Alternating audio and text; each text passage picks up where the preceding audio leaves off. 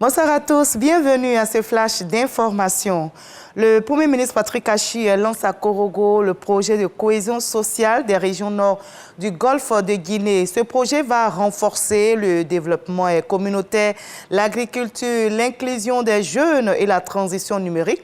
Il permettra également de prévenir la violence et corrélativement les conflits communautaires et le terrorisme.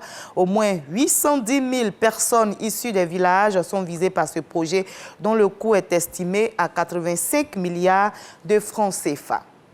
La Côte d'Ivoire et le Libéria ouvrent un front commun contre la pêche illicite. La pêche non réglée, non déclarée, constitue une menace sur la viabilité des stocks de poissons et entraîne d'énormes pertes financières. Eh bien, pour y faire face, les deux pays ont décidé de mener des actions conjointes et cela a été matérialisé par la signature d'un mémorandum. L'Union fait la force, dit-on. Alors, la Côte d'Ivoire et le Libéria espèrent remporter cette bataille contre le fléau, nous dit l'ancien Bakayoko.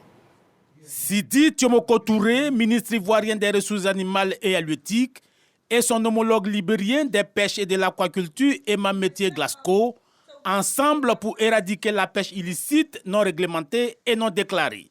Ce mémorandum entre la Côte d'Ivoire et le Libéria, une plateforme d'échange d'expériences en matière de suivi, contrôle et surveillance des pêches, qui va également ouvrir de nouveaux champs de collaboration en matière d'harmonisation des régimes juridiques, ainsi que des mesures de gestion, notamment la fermeture saisonnière annuelle des pêches.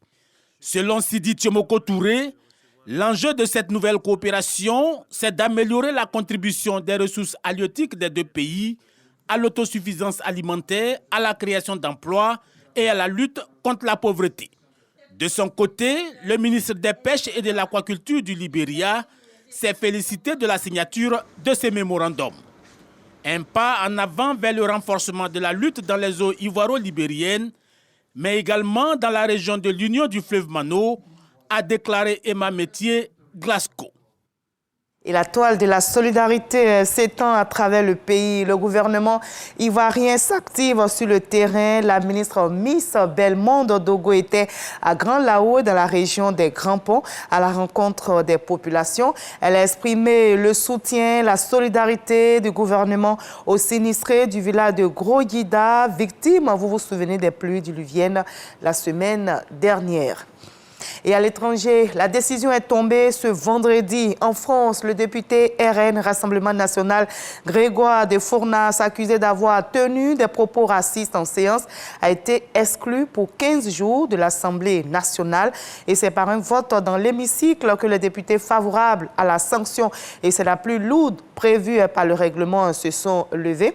La censure avec exclusion est temporaire qui prévoit une réduction de moitié de son indemnité parlementaire pendant 2 mois et l'interdiction de participer aux travaux parlementaires ou de paraître au Palais Bourbon pendant 15 jours.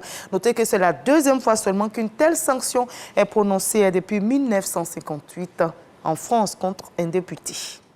Les pays du G7 réunis en Allemagne ont appelé ce vendredi les pays producteurs de pétrole à augmenter leur production pour contribuer à faire baisser les prix. Et notez que les ministres des Affaires étrangères réunis donc pour ce sommet appellent donc à augmenter la production parce que selon eux, cette production doit contribuer à réduire la volatilité des marchés de l'énergie dans le contexte de la guerre en Ukraine. Le G7 entend également finaliser dans les semaines à venir la mise en œuvre du mécanisme de plafonnement du prix du pétrole russe.